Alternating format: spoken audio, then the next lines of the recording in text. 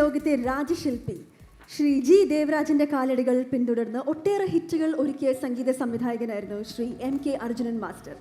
1975 picnic എന്ന ചിത്രത്തിനു വേണ്ടി ശ്രീകുമാരൻ തമ്പി രചിച്ച് അർജുനൻ മാസ്റ്റർ ഈണമിട്ട് വാൽക്കണ്ണെഴുതി വനപുഷ്പം ചൂടി എന്ന ഗാനം അന്ന് ആലപിച്ചത് ശ്രീ യേശുദാസും വാണി ജയറാമും ചേർന്നായിരുന്നു. ഇന്നിതാ ഈ വേദിയിൽ അത് ആലപിക്കുന്നു ശ്രീ മധു ബാലകൃഷ്ണൻ ആൻഡ് റിമി ടോമി.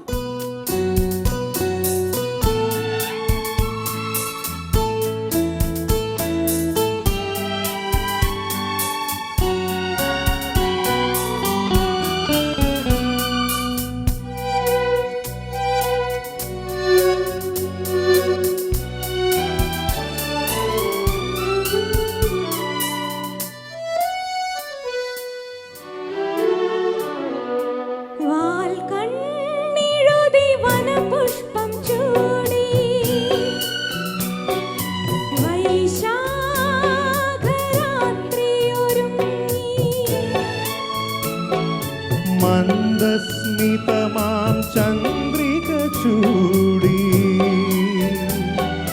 വനമല്ലിക നീയൊരുങ്ങും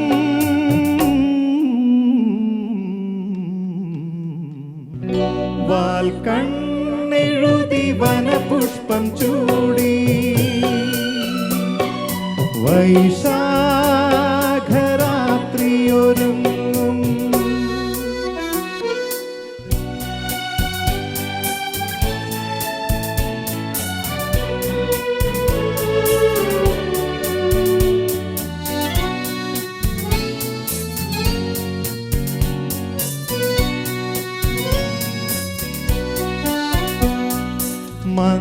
മന്ദാരപ്പൂവിൻ മണമുണ്ടു പറക്കും മാലേയ കുളിർ കാറ്റിൽ വന്ദനമാല തന്നിഴലിൽ നീയൊരു ചന്ദനലത പോൽ നിൽക്കും.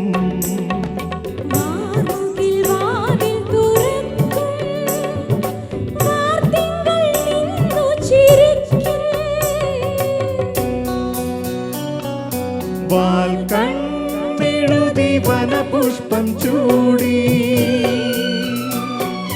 വൈശാഖരാത്രിയൊരുങ്ങും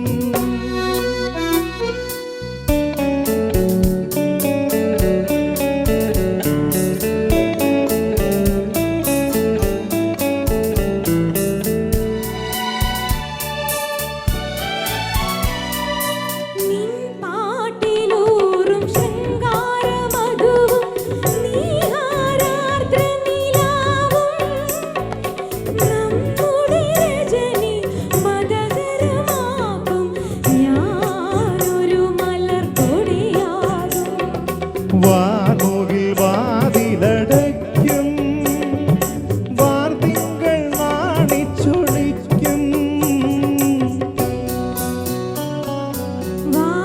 വാൽക്കണ്ണെഴുതി വനപുഷ്പം ചൂടി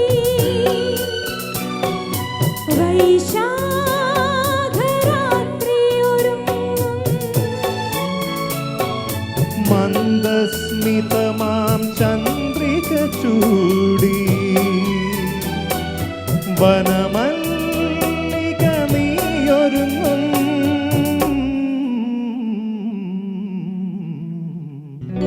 വാൽക്കണ്ണെഴുതി വനപുഷ്പം ചൂടി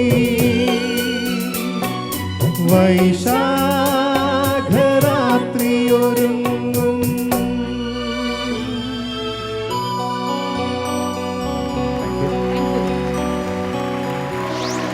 ലോക സിനിമയിലെ ഒരുപാട് നക്ഷത്രങ്ങൾ ഉണ്ടാവാറുണ്ട്. ഇന്ത്യൻ സിനിമയിലേക്ക് അക്ഷരാർത്ഥത്തിൽ ഈ നൂറ്റാണ്ടിൻ്റെ തന്നെ താരമായ മാറിയ രണ്ട് നക്ഷത്രങ്ങളാണ് ശ്രീ മമ്മൂട്ടിയും മോഹൻലാലും. രണ്ടുപേർക്കും രണ്ടുപേരുടേതായ പ്രത്യേകമായ ഒരുപാട് കഴിവുകളും ഒരുപാട് തരത്തിലുള്ള നമ്മൾ സാധാരണ രീതിയിൽ പല ആക്ടേഴ്സും കണ്ടിട്ടില്ലാത്ത തരത്തിലുള്ള ഒരുപാട് വ്യത്യസ്തമായ അവസ്ഥകൾ പെർഫോം ചെയ്തിട്ടുള്ള രണ്ട് താരങ്ങളാണ്. അക്ഷരാർത്ഥത്തിൽ മനോരമ ഓൺലൈനിലെ ഈ നൂറ്റാണ്ടിൻ്റെ താരങ്ങൾ മമ്മൂട്ടിയും മോഹൻലാലും. സംഗീത ലോകത്ത് അസാധാരണ തിളക്കത്തോടെ ജ്വലിച്ചുയർന്ന സമീപകാലത്ത് എരിഞ്ഞടങ്ങിയ പ്രതിഭയായിരുന്നു ശ്രീ M.G. രാധാകൃഷ്ണൻ. ഒരു കാലത്ത് വിവാദം സൃഷ്ടിച്ച ചിത്രമായിരുന്നു ഭരതൻ്റെ ചാമരം. പ്രമേയത്തിൻ്റെ പുതുമ കൊണ്ടും സംഗീതത്തിൻ്റെ വശ്യത കൊണ്ടും ഈ ചിത്രം സൂപ്പർ ഹിറ്റായിരുന്നു.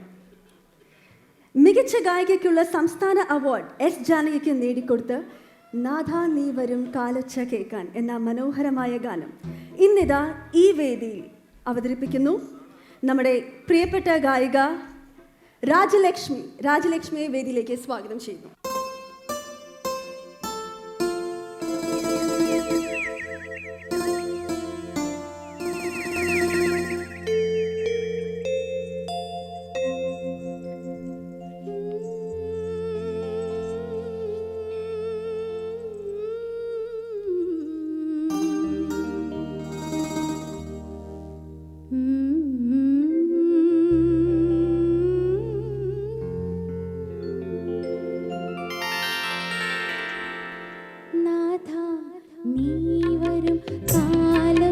കേൾക്കുവാൻ കാതോർത്തു ഞാനിരുന്നു.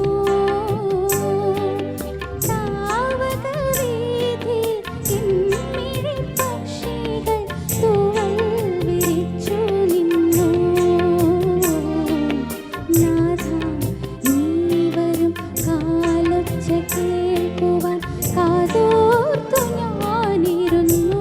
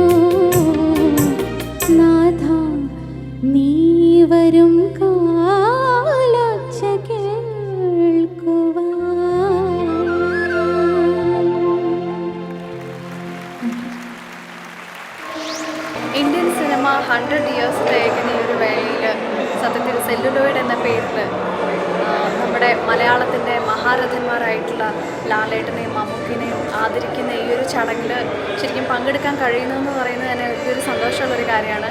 അപ്പോൾ നമ്മുടെ മലയാള മനോരമ നടത്തുന്ന ഒരു പ്രോഗ്രാം അപ്പോൾ തീർച്ചയായിട്ടും ഒരുപാട് സന്തോഷമുണ്ട്.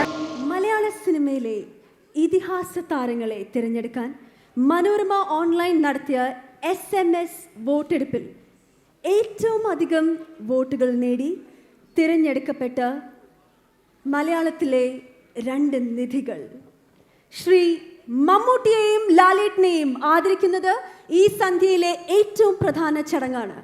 ആ ചടങ്ങിലേക്ക് അസറ്റ് ഹോം സെല്ലുലോയിഡിന്റെ ഏറ്റവും ധന്യമായ ഈ മുഹൂർത്തത്തിലേക്ക് നമുക്ക് സ്വാഗതം ചെയ്യാം മലയാളത്തിന്റെ എക്കാലത്തെയും പ്രിയപ്പെട്ട ശ്രീ മമ്മൂട്ടി ആൻഡ് മോഹൻലാൽ.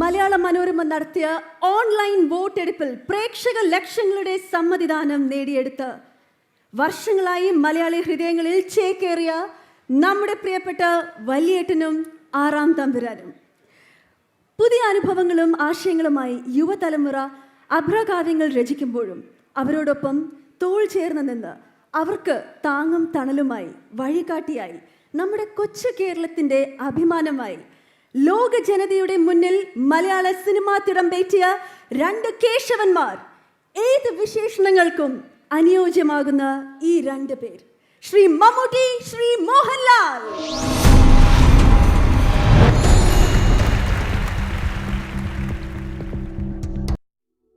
കരുത്തെന്ന 3 അക്ഷരത്തോട് ചേർത്ത് വയ്ക്കാൻ പുരുഷരൂപമാർന്ന മറ്റൊരു 3 അക്ഷരം മമ്മൂട്ടി. മലയാളിയും മമ്മൂട്ടിയും ഒന്നിച്ചുള്ള യാത്ര തുടങ്ങിയിട്ട് 4 പതിറ്റാണ്ടാകുന്നു. അനുഭവങ്ങൾ പാളിച്ചകളിൽ ആരംഭിച്ച ആ സിനിമാ ജീവിതം ഇന്ത്യൻ സിനിമയുടെ ചരിത്രം കൂടിയാണ്.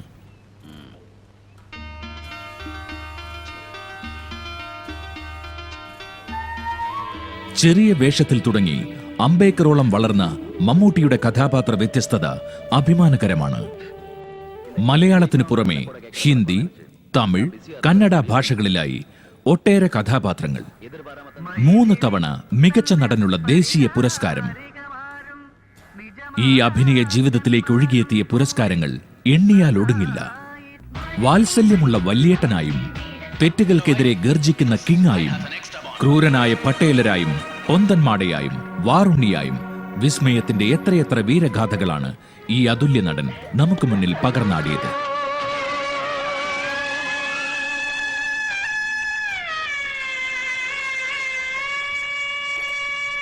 പാണന് പാട്ടുകെട്ടാൻ വേണ്ട വീരവചനങ്ങൾ എന്നും വരുമല്ലോ അവൾക്ക് നാവിൻ തുമ്പത്ത്. കള്ള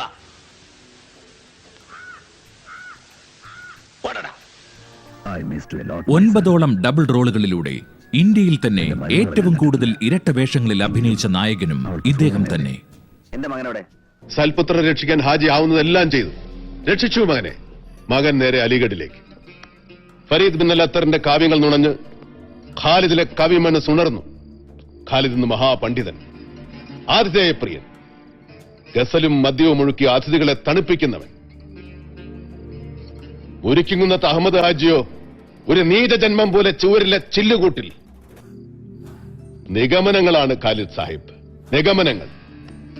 ഒരു നാടൻ നായുടെ ഘ്രാണശക്തി മാത്രമുള്ള ഒരു പാവം കുറ്റാന്വേഷകന്റെ നിഗമനങ്ങൾ. കേരളീയ നാട്ടുഭാഷകളുടെ വാമൊഴി വഴക്കങ്ങളെ തന്റെ കഥാപാത്രങ്ങളിലൂടെ എത്ര മികവോടെയാണ് അദ്ദേഹം വെള്ളിത്തിരിയിൽ എത്തിച്ചത്. അപ്പനും വിട്ടുകൊടുത്തില്ല, ആനയും വിട്ടുകൊടുത്തില്ല. ഉടുക്ക ഒറ്റ അലർച്ച. അയ്യോ, അപ്പനോ? അല്ല ഞാനാ. കുത്തുമ്പോ പറഞ്ഞിട്ട് കുത്തണ്ടേ സിസ്റ്ററെ?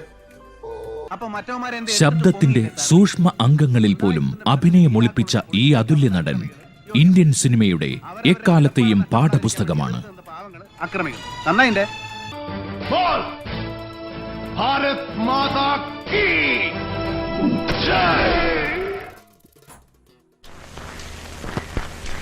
അനായാസം എന്ന മലയാള പദം കണ്ണാടിയിൽ നോക്കിയാൽ ഒരാളെ പ്രതിരൂപമായി കാണും. കുസൃതിയും കുറുമ്പുമൊളിപ്പിച്ച ചിരിയുടെ പ്രതിപുരുഷനായി മോഹൻലാൽ. ഗുഡ് ഈവനിംഗ് മിസ്സസ് പ്രഭ നരേന്ദ്രൻ. മഞ്ഞിൽ വിരിഞ്ഞ ഈ പൂവ് അതുവരെയുള്ള നായകരൂപങ്ങളെ ഉടച്ചു വാർത്താണ് ഒരു തോൾ ചെരിച്ച് മലയാളിയുടെ സങ്കല്പങ്ങളിലേക്ക് കടന്നു വന്നത്. ശരീരം ഒരു ഭാഷയാണെന്ന് മോഹൻലാലിന്റെ നായകന്മാരുടെ മെയ്വഴക്കം പറയാതെ പറഞ്ഞു തന്നു. ഒരു ഡ്രോപ്പ് ബിയർ പോലും കുടിക്കാതെ എന്നെ കൊണ്ട് ഈ വിസ്കി മുഴുവൻ കുടിപ്പിച്ചിട്ട് അതുകൊണ്ട് ബലസന്നിയേ.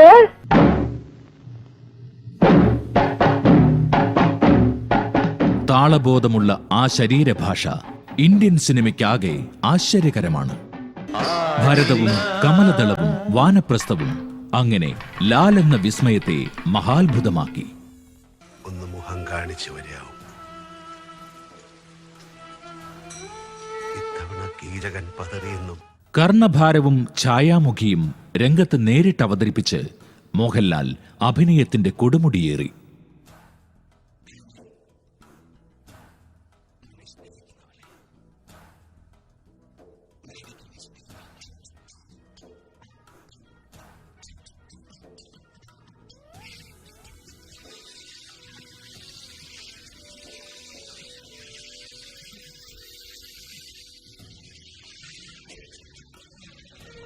മണ്ണാറത്തൊടിയിലെ ജയകൃഷ്ണനെ പോലെയുള്ളവരിലൂടെ നാട്ടുഭാവങ്ങളുടെ ഉസ്താദായും മംഗലശ്ശേരി നീലകണ്ഠ ഭാവങ്ങളിലൂടെ സംഹാരത്തിന്റെ അവതാര രൂപമായും ലാൽ അഭിനയ തികവിന്റെ പൂർണ്ണതയിലേക്ക് ഉയർന്നു.